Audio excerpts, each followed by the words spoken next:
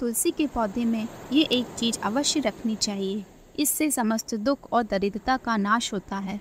इस चीज के बिना तुलसी का पौधा अधूरा माना जाता है। तो आइए इस प्राचीन कथा के माध्यम से जानते हैं तुलसी के पौधे में कौन सी चीज रखनी चाहिए। दोस्तों, एक समय की बात है। देवर्षि नारद विष्णु जी से मिलने के लिए बैकुंठ में पधारते हैं। देवर्षि को देखकर भगवान विष्णु कहने लगते हैं, आओ नारद, बैकुंठ में तुम्हारा स्वागत है।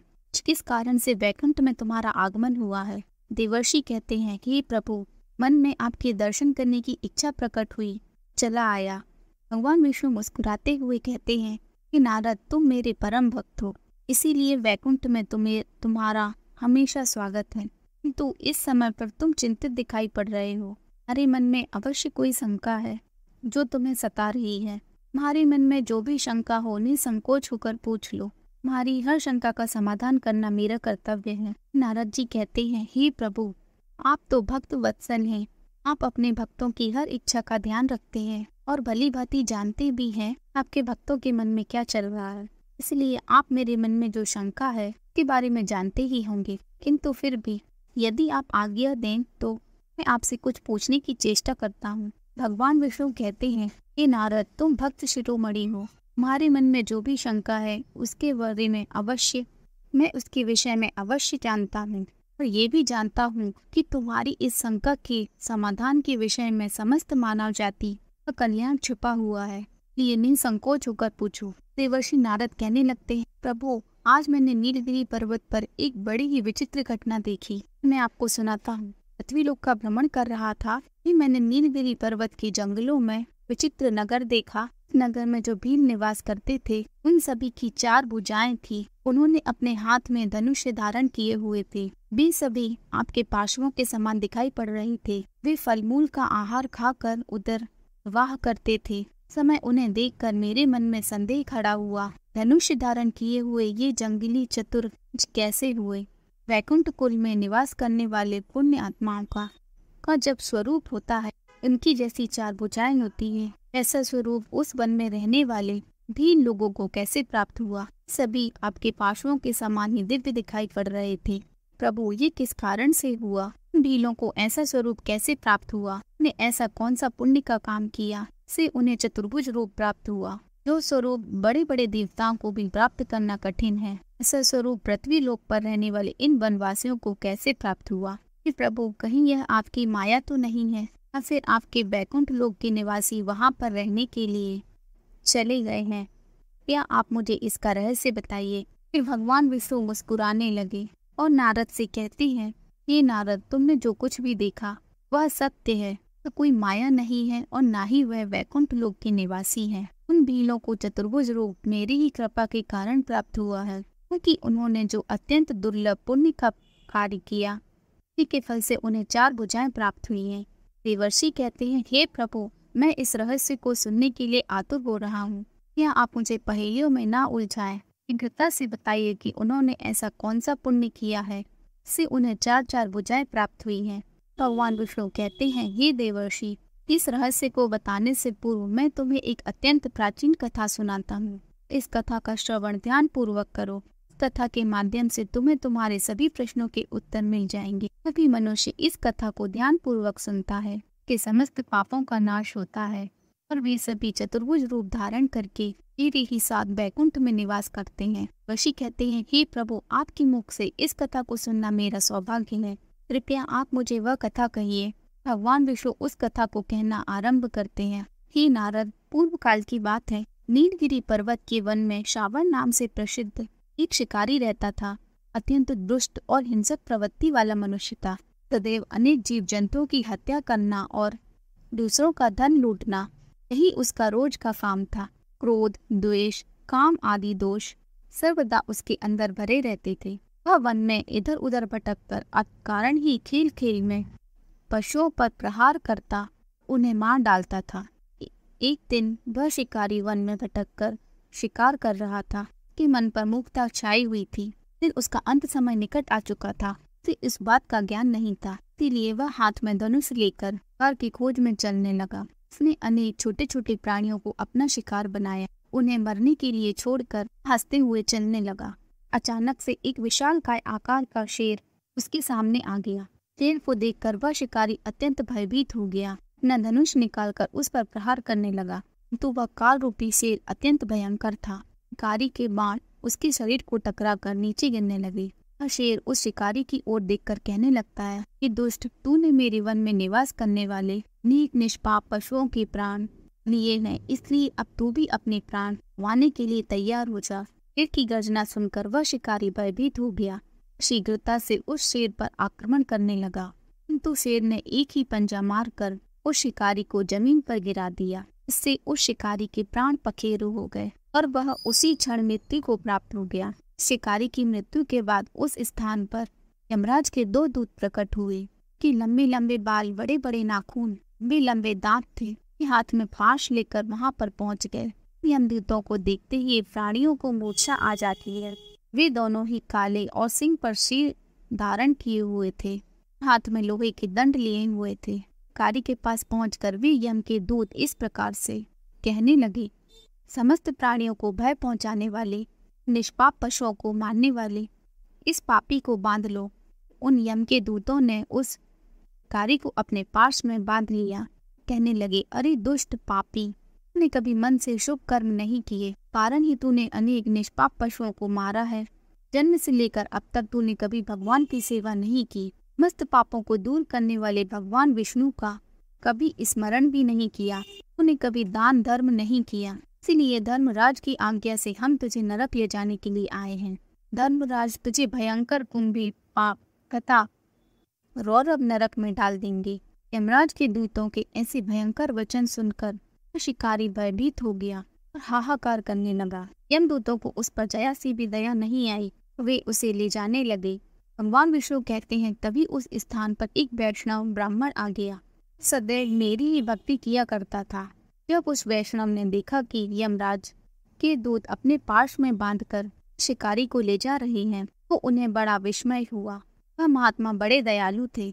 उन्हें उस शिकारी की दयनीय अवस्था देखकर बड़ा ही दुख हुआ और उनका हृदय करुणा से भर गया। उन्होंने मन ही मन विचार किया, मेरे रहते हुए इस मनुष्य को कठोर यातनाएं भोगनी पड़ रही हैं, इसीलिए मैं अभी इस मनुष्य को इन यमदूतों से छुटकारा दिलाता हूँ। ऐसा सोचकर वह ब्राह्मण हाथ में शालिग्राम लेकर उस शिकारी के शरीर के पास गया। शालिग्राम का पवित्र चरणामृत, जिसमें तुलसी दल मिला हुआ था, उस शिकारी के मुख में डाल दिया। फिर उस शिकारी के कानों में राम नाम का जाप किया। उन्होंने उसके मस्तक पर तुलसी दल रख दिया और उसकी छाती पर शालिग्राम रखकर इस प्रकार से कहने लगे कि यातना देने वाले यमदूत, यहाँ से चले जाओ। शालिग्राम का स्पर्श होते ही शिकारी के समस्त पाप नष्ट हो गए और फिर अचानक से उस स्थान पर भगवान विष्णु के 2 पार्श्व प्रकट हुए। उनका स्वरूप बड़ा अद्भुत था। उनकी 4 भुजाएं थी। वे पीताम्बर धारण किए हुए थे। उन पार्षदों ने उस शिकारी को उन यमदूतों से मुक्त कर दिया। फिर वे उन यमदूतों से कहने लगे, हे दूतों, तुम किसकी आज्ञा से इस प्रकार का अधर्म कर रहे हो? ये मनुष्य भगवान विष्णु का भक्त है, किस लिए तुम इसे पकड़ कर ले जाने की चेष्टा कर रहे हो? फिर यमदूत कहने लगे, हे पार्षदों, आपको प्रणाम है। धर्मराज की आज्ञा से ही इसे ले जाने के लिए आए हैं। पापी ने कभी किसी प्राणी पर उपकार नहीं किया है। इसने जीव हिंसा की है। अनेक तीर्थ यात्रियों को इसने लूटा है। इसने अनेक सती स्त्रियों को विधवा बना दिया है। इसी प्रकार के अनेक पाप करने के कारण ही आज इसे हम यमलोक ले जा रहे हैं, किंतु आपने इसे बंधन से मुक्त कर दिया है। इसके पीछे क्या कारण है? फिर वे पार्षद कहने लगते हैं, हे यमदूतों, जो मनुष्य शालिग्राम की शिला को स्पर्श करता है, उसका ब्रह्म हत्या का भी पाप नष्ट हो जाता है। जिसके कानों में राम नाम पड़ता है, उसके पाप क्षण भर में भस्म हो जाते हैं। जिसके मस्तक पर तुलसी पत्र और जिसकी छाती पर शालिग्राम नाम की शिला होती है, वह तत्काल मुक्त हो जाता है। इस मनुष्य के मस्तक पर पहले से ही तुलसी पत्र रखा हुआ है, की छाती पर शालिग्राम की शिला है, अभी उसके कान में राम नाम सुनाई दे रहा है, उसके समस्त पाप इसी क्षण नष्ट हो चुके हैं और इसका शरीर पवित्र हो गया है। लोगों को शालिग्राम की महिमा का ठीक ठीक से ज्ञान नहीं है, इसलिए तुम इस मनुष्य को ले जा रहे हो। शालिग्राम का दर्शन, पूजन अथवा स्पर्श करने से मात्र से ही तत्काल सारे पाप नष्ट हो जाते हैं। इतना कहकर वे पार्षद चुप हो गए। उस यम के दूतों ने उस शिकारी के प्राण वहीं पर छोड़ दिए और वे यमलोक को लौट गए। वहाँ पर जाकर उन्होंने यमराज को यह वृतांत सुना दिया। इस वृतांत को सुनकर यमराज अत्यंत प्रसन्न हुए और उन्होंने भगवान विष्णु का स्मरण करते हुए उनका धन्यवाद किया। भगवान विष्णु के पार्षद उस शिकारी को दिव्य विमान में बिठाकर स्वर्ग लोक ले गए। वह वैष्णव ब्राह्मण भी इस चमत्कार को देखकर भगवान विष्णु को प्रणाम करते हुए अपने आश्रम पर लौट गया और उस शालिग्राम की शीला को भी अपने साथ लेकर चला गया। इस सारी घटना को वहां पर खड़ा हुआ एक छोटा सा बालक देख रहा था। उसने यह सारा चमत्कार अपनी आंखों से देखा। उसके मन में उस चमत्कारी पत्थर शालिग्राम को पाने की अभिलाषा हो गई। वह भी उस ब्राह्मण के पीछे पीछे उसके आश्रम पर पहुंच गया। आश्रम में जाने के बाद उस ब्राह्मण ने शालिग्राम की शिला को तुलसी के पौधे में रख दिया और उसका पूजन किया तथा उसे प्रसाद चढ़ाया और फिर वहां से चले गए। वह छोटा सा बालक उस स्थान पर आ गया। उसने देखा कि ब्राह्मण ने तुलसी के गमले में शालिग्राम का पत्थर रखा है, तो उसने खेल खेल में उस पत्थर को उठा लिया और वहां पर रखा हुआ प्रसाद भी ग्रहण कर लिया। उस प्रसाद को ग्रहण करते ही उस बालक का शरीर तेजवान बन गया। उसके 2 नए हाथ उग आए और वह 4 भुजाओं वाला बन गया।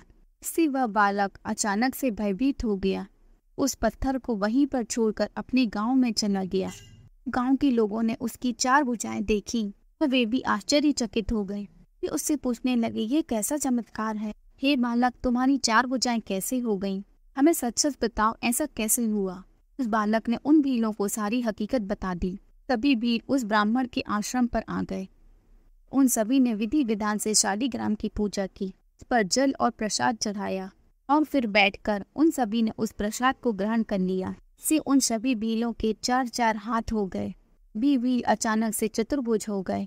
उन्होंने उस ब्राह्मण से प्रार्थना करके उस शालिग्राम पत्थर को ले लिया और उसे अपने गांव लेकर गए। वहाँ पर उन्होंने उस शालिग्राम को एक उत्तम स्थान पर रख दिया और नित्य उसकी पूजा करने लगे। भगवान विष्णु कहते हैं, हे देवर्षि, जो मनुष्य नित्य शालिग्राम शिला का पूजन करता है, फिर कभी माता की उदर में प्रवेश नहीं करता, उसे मोक्ष प्राप्त हो जाता है। गंडकी नदी से उत्पन्न हुई शालिग्राम शिला मनुष्य के 100 जन्मों के पाप भी एक क्षण में हर लेती है। हजारों पाप करने वाला मनुष्य ही क्यों न हो, शालिग्राम शिला का चरणामृत पीकर तत्काल पवित्र हो जाता है। तो एक स्त्री को कभी शालिग्राम शिला को स्पर्श नहीं करना चाहिए। विधवा हो अथवा सुहागिन हो, यदि वह स्वर्गलोक की अथवा आत्म कल्याण की इच्छा रखती है तो वह शालिग्राम को स्पर्श ना करे। वह शालिग्राम को स्पर्श करती है तो अपने किए हुए पुण्य का त्याग करके नरक में गिरती है।